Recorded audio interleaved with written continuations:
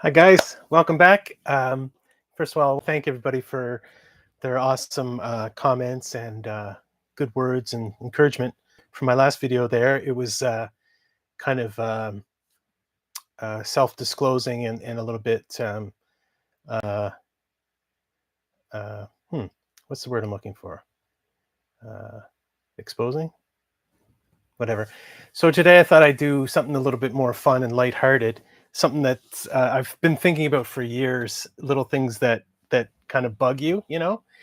Uh, and I'm finally chomping down on it. So I could name this topic a million different things. Scientists say the darndest things, or scientists say the stupidest things, or stupid quotes from celebrity scientists on humanity or on human nature with respect to alien life. I hate to pick on him, but he's just so easy. Neil deGrasse Tyson. Now he's not the inventor of these dumb sayings. The old saying, uh, "Will when aliens come, will they find intelligent life on Earth?" So funny. That's a hack, um, and it's arrogant, um, and it's uninformative. Now, the master of saying cringy things about science in this day and age is Neil deGrasse Tyson. And you know what? For as bad as I feel about picking on him because he's so easy, he not only says dumb things, but he says dumb things for selfish reasons. Okay, so once you say saying dumb things is fine, but for selfish reasons is indemnifying. So let's look at this quote. This is on Brainy Quotes. I said that if an alien came to visit, I'd be embarrassed to tell them that we fight wars to pull fossil fuels out of the ground to run our transportation. They'd be like, "What?" Okay, that sounds like really learned and so on. That's just another form of the most terrifying monster on Earth or animal on Earth, man. Right? You've all heard those stupid virtue signaling quotes. Um, Man, the only animal that kills for sport or pleasure or whatever. Um, oh, man, the only animal that goes to war or something like that. Now, listen, if aliens come to Earth, they will have, in addition to physics and chemistry, which they'll need to get here, they'll also have biology. And biology is about resource extraction to benefit the individual and the species, okay, to the cost of other individuals and species. All life, all biological forms of life will take that for granted because every form of life that we're aware of, from viruses, if you consider them life, bacteria, single celled organisms, and complex animals, they're all in competition. I can't remember who it was who said this, but it's true. For life to continue, there has to be death, right? So every day lived is a day that came at the cost of other organisms, deaths, right? So that is not astounding. Um, Nevertheless, of course, we can say that there's bad people and there's good people. But the fact is, and it's so frustrating. Do you remember that movie a few years ago? Can't remember what it was called. It was about the life of Jesus, and they had that celebrated song sung by that girl, that country singer, whatever. But anyway, in one of the final scenes of the life of Christ, Jesus is shown the future, what his religion will bring. And in one of the scenes, there's they show a crusader army on horseback, just uh, bolting down a field or something like that.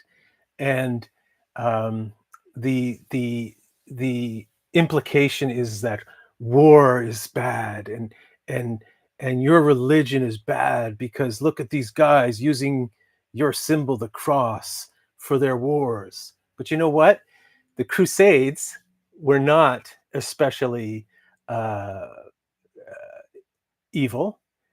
In fact, they were wars of reconquest.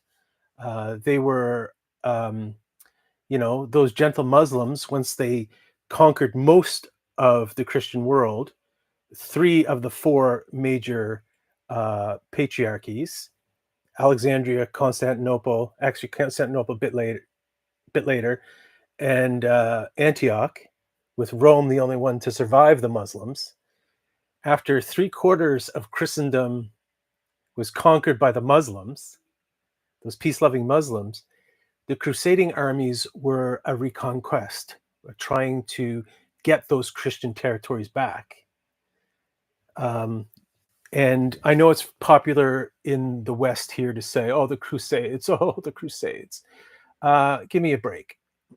Wars, uh, w- all wars that are aggressive are also defensive. Okay, so there's a bad party and a good party. The war in Ukraine is bad. It's an aggressive war by Vladimir Putin, and he should be thrown out into the ocean. Um, and those Ukrainians who, I don't know, antagonized Russia, made them feel insecure, as well as the United States and NATO, they're also guilty, but no one's as guilty as Vladimir Putin. The fact is, Ukraine is not Russia. Ukraine is fighting a defensive war. Ukraine didn't invade anybody. Russia invaded Ukraine. So there's a good and there's a bad in this regard. Again, it's not saints and villains. And war is basic, and it's those arrogant ivory tower dwelling people uh, in the West here who can form such a strange notion that war is such an abstract absurdity, um, that this would place humanity so far below any alien life. All those big headed, small bodied guys with their huge eyes. They've got small bodies because, well, they don't do war, right? Because only man does war, right? Aliens will be white or gray bodied guys with weak bodies and huge heads because they're pure intellect. Okay. So the thing, man should be embarrassed, with alien life and blah, blah, blah. If alien life comes here, it'll have a great deal of biological knowledge. And, Neil deGrasse Tyson needs to be singled out for saying stupid things for stupid reasons. And so does every scientist who virtue signals in this way. Scientists, you receive your money from the government. The government gets its money from forced taxation. It gets its money from exploiting resources and exploiting people. The United States is the biggest contributor to world science, and it gets all its money from its massive military industrial complex. You scientists are using blood money. You're not better than anybody. In fact, one could say you're worse than others because you place yourselves above people who have to go to war, right? People who live in fragile circumstances have to defend themselves. And this is not an indemnification of our species. In fact, war makes us biological entities, and aliens will understand biology. Thanks, guys. Thanks for letting me get that off my chest. Take care, everybody.